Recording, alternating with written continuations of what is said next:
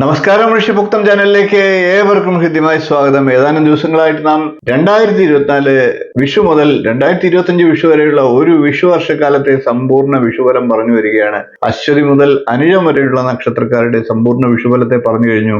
ഇന്നതിന്റെ തുടർച്ചയായിട്ട് നമുക്ക് തൃക്കേട്ട നക്ഷത്രക്കാരുടെ വിഷുഫലം ഒന്ന് പരിശോധിക്കാം. വീഡിയോയിലേക്ക് കിടക്കുന്നതിന് മുമ്പ് ചാനൽ ഇതുവരെ സബ്സ്ക്രൈബ് ചെയ്യാത്തവരാണെങ്കിൽ ഒന്ന് സബ്സ്ക്രൈബ് ചെയ്യുക, നോട്ടിഫിക്കേഷൻ ഒന്ന് ഓൺ ചെയ്ത് വെക്കുക. അതേപോലെ തന്നെ എന്റെ തീർത്ഥയാത്ര എന്ന യൂട്യൂബ് ചാനൽ കൂടി ഒന്ന് സന്ദർശിക്കുക. ക്ഷേത്ര സംബന്ധമായിട്ടുള്ള വീഡിയോകളാണ് അതിലൂടെ വരുന്നത്. നിങ്ങളുടെ പ്രോത്സാഹനം പ്രതീക്ഷിക്കുന്നു. വീഡിയോകൾ കാണുക, സബ്സ്ക്രൈബ് ചെയ്യുക, ലൈക്ക് ചെയ്യുക.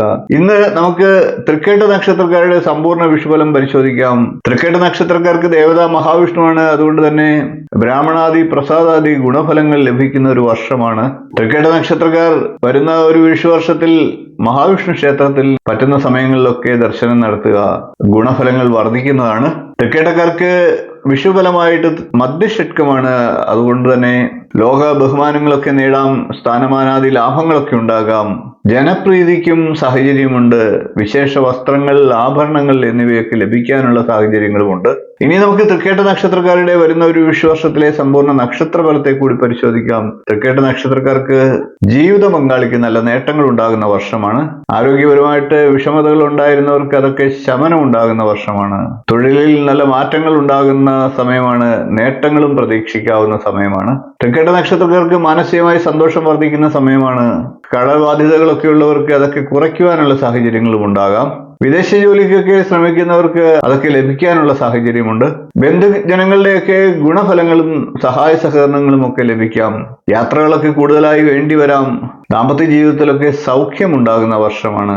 എന്നാൽ മാതാവിനോ മാതൃജനങ്ങൾക്കോ മാതൃതുല്യരായിട്ടുള്ളവർക്കോ അരിഷ്ടതകളൊക്കെ ഉണ്ടായേക്കാം. തൊഴിൽ രംഗത്ത് അന്യരുടെയൊക്കെ ഇടപെടൽ മൂലം മനോവിഷമത്തിന് സാഹചര്യം ഉണ്ടാകാം. പഠനത്തിനും ജോലിയിലുമൊക്കെ അലസത കൈവടിയാനുള്ള സാഹചര്യങ്ങളുണ്ട്.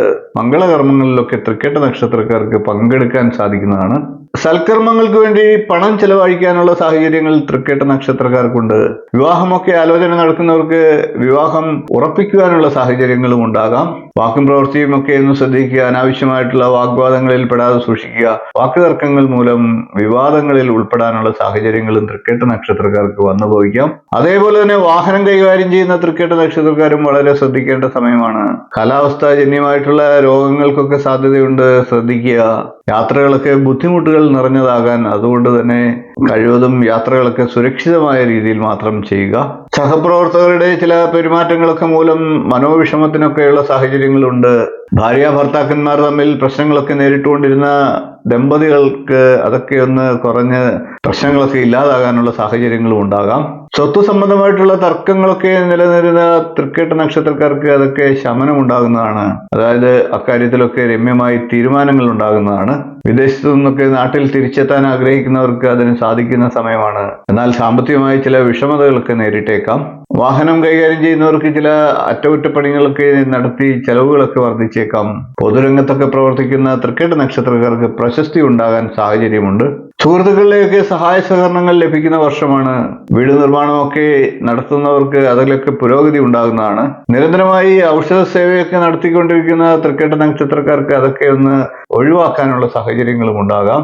പഴയ സുഹൃത്തുക്കളെയൊക്കെ കണ്ടുമുട്ടാനും അത്തരത്തിലൊക്കെ മാനസിക സന്തോഷത്തിനും ഒക്കെ സാഹചര്യമുണ്ട്. ഇത്രയും കാര്യങ്ങളാണ് തൃക്കേട്ട നക്ഷത്രക്കാരുടെ വരുന്ന ഒരു വിഷുവർഷത്തിലെ സമ്പൂർണ്ണ വിഷുഫലമായി പറയാനുള്ളത്. വീഡിയോ ഇഷ്ടപ്പെട്ടുവെങ്കിൽ ഒന്ന് ലൈക്ക് ചെയ്യുക, ഷെയർ ചെയ്യുക, ചാനൽ ഒന്ന് സബ്സ്ക്രൈബ് ചെയ്യുക.